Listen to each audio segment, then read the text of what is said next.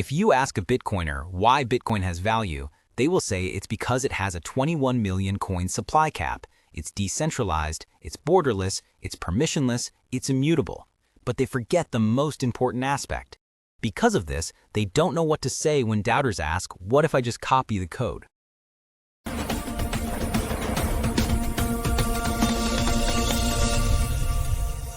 Yo, what's up, stackers? Honeybee here, straight out the octagon. Let's talk Bitcoin value. Real talk, no meme, no laser eyes, no fluff. Before we dive in, you might wonder why a honey badger is the perfect mascot for Bitcoiners. Simple, we're fearless. A cobra strikes, we eat it for breakfast. A lion roars, we stare it down and keep moving. Governments, banks, regulators, they're just bigger predators trying to scare us off the honey. But honey badgers don't flinch. We don't ask permission. We take what's ours and keep stacking. Bitcoiners saw that spirit and said, that's us. Relentless, unstoppable, anti-fragile. So yeah, I'm your guy. Okay, without further ado, let's get started. Now let's go back. In the old days, people wanted to share their lives with friends across the world. Not just phone calls, but real moments.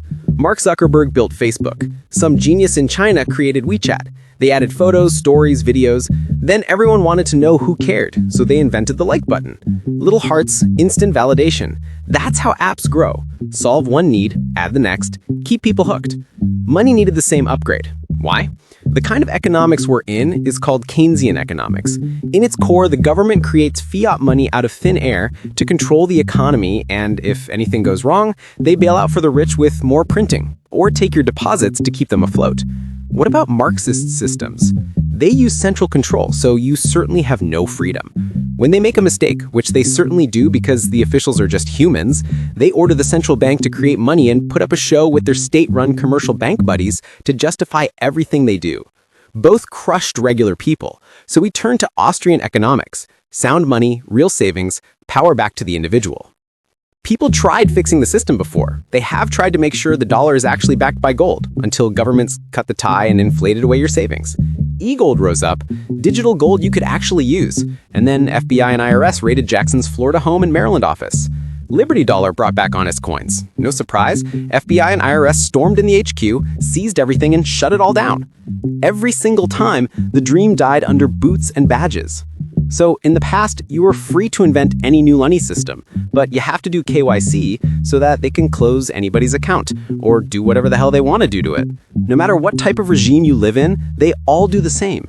Then 2009 changed everything. Satoshi Nakamoto, nobody knows who, dropped a 9-page white paper, Bitcoin. We didn't tweak the old app. We built a completely new operating system for money. First problem they solved, inflation. Solution, a hard cap. 21 million coins, forever. No central bank, no more, just one more trillion. Second problem, censorship. Solution, true decentralization. Nodes all over the planet verify the rules. Miners secure the network. Of course, the Fed or the rulers of other countries won't be happy about it. What happens if they try and shut it down? Nothing.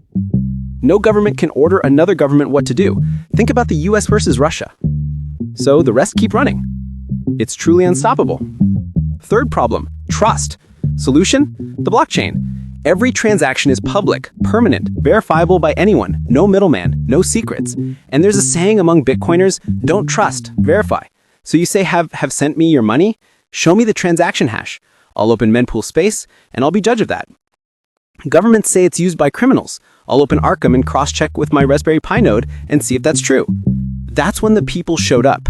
Garage miners fired up rigs, hobbyists spun nodes on tiny Raspberry Pis in their closets, Bitrefill said spend your Bitcoin on Amazon, crypto and payments connected real merchants. Demand grew, markets formed, liquidity followed, a real economy built from scratch. What makes a bunch of numbers valuable? An economy built around it. So that is what makes Bitcoin money. The early believers, the OGs, looked at the network and realized something powerful. It's anti-fragile. Even if half the participants walk away, the rest hold strong. New people keep joining, drawn by the same vision. Honest money, personal control, no permission needed. That's not just technology. That's a movement, a promise, a rebellion with code. Bitcoin has value because we needed money that couldn't be corrupted, and we built it. Every 10 minutes, a new block locks in proof. We're still here, still stacking, still free. What do you think about my perspective on Bitcoin?